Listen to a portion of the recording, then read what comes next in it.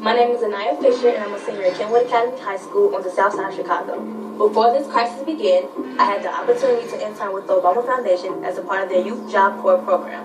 This experience helped prepare me to study at the University of Michigan next fall on a Gates Scholarship. Today, I'm honored to introduce someone who knows just how far a journey that begins on the South Side can take you. Here to address the graduating class of 2020, please welcome President Barack Obama. Hi, everybody. Anaya, thank you for that beautiful introduction. I could not be prouder of everything you've done in your time with the Obama Foundation. And, of course, I couldn't be prouder of all of you in the graduating class of 2020, as well as the teachers and the coaches, and most of all, parents and family who guided you along the way. Now, graduating is a big achievement under any circumstances. Some of you have had to overcome serious obstacles along the way, whether it was an illness or a parent losing a job, or living in a neighborhood where people too often count you out. Along with the usual challenges of growing up, all of you have had to deal with the added pressures of social media, reports of school shootings, and the specter of climate change. And then, just as you're about to celebrate having made it through, just as you've been looking forward to proms and senior nights, graduation ceremonies, and, let's face it, a whole bunch of parties, the world is turned upside down by a global pandemic. And as much as I'm sure you love your parents, I'll bet that being stuck at home with them and playing board games or watching Tiger King on TV is not exactly how you envisioned the last few months of your senior year. Now, I'll be honest with you. The disappointments of missing a live graduation, those will pass pretty quick. I don't remember much of my own high school graduation. I know that not having to sit there and listen to a commencement speaker isn't all that bad. Mine usually go on way too long. Also, not that many people look great in those caps, especially if you have big ears like me. And you'll have plenty of time to catch up with your friends once the immediate public health crisis is over. But what remains true is that your graduation marks your passage into adulthood, the time when you begin to take charge of your own life. It's when you get to decide what's important to you, the kind of career you want to pursue, who you want to build a family with, the values you want to live by. And given the current state of the world, that may be kind of scary. If you planned on going away for college, getting dropped off at campus in the fall, that's no longer a given. If you are planning to work while going to school, finding that first job is going to be tougher. Even families that are relatively well off are dealing with massive uncertainty. Those who were struggling before, they're hanging on by a thread. All of which means that you're going to have to grow up faster than some generations. This pandemic has shaken up the status quo and laid bare a lot of our country's deep-seated problems, from massive economic inequality to ongoing racial disparities to a lack of basic health care for people who need it.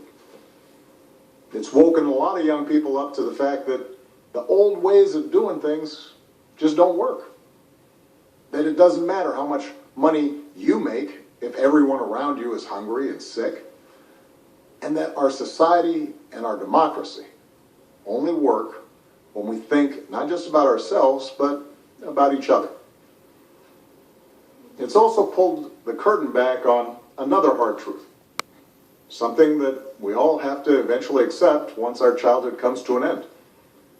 You know, all those adults that you used to think were in charge and knew what they were doing, turns out they don't have all the answers. A lot of them aren't even asking the right questions. So if the world's going to get better, it's going to be up to you. That realization may be kind of intimidating, but I hope it's also inspiring. With all the challenges this country faces right now, nobody can tell you, no, you're too young to understand, or this is how it's always been done. Because with so much uncertainty, with everything suddenly up for grabs, this is your generation's world to shape. Since I'm one of the old guys, I won't tell you what to do with this power that rests in your hands, but I'll leave you with 3 quick pieces of advice. First, don't be afraid. America's gone through tough times before. Slavery, civil war, famine, disease, the Great Depression, and 9/11. And each time, we came out stronger. Usually because a new generation, young people like you, learned from past mistakes and figured out how to make things better. Second, do what you think is right. Doing what feels good, what's convenient, what's easy, that's how little kids think. Unfortunately, a lot of so-called grown-ups, including some with fancy titles and important jobs, still think that way, which is why things are so screwed up. I hope that instead you decide to ground yourself in values that last, like honesty, hard work, responsibility, fairness, generosity, respect for others. You won't get it right every time. You'll make mistakes, like we all do. But if you listen to the truth that's inside yourself, even when it's hard, even when it's inconvenient, people will notice. They'll gravitate towards you. And you'll be part of the solution instead of part of the problem. And finally, build a community. No one does big things by themselves.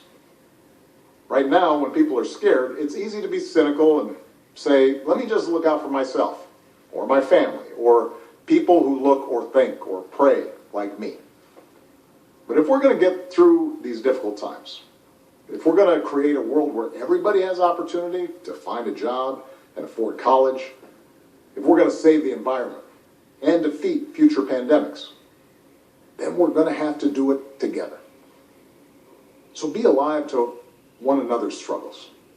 Stand up for one another's rights. Leave behind all the old ways of thinking that divide us. Sexism, racial prejudice, status, greed, and set the world on a different path. When you need help, Michelle and I have made it the mission of our foundation to give young people like you the skills and support to lead in your own communities and to connect you with other young leaders around the country and around the globe.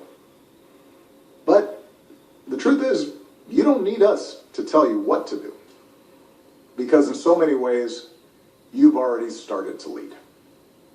Congratulations, class of 2020. Keep making us proud.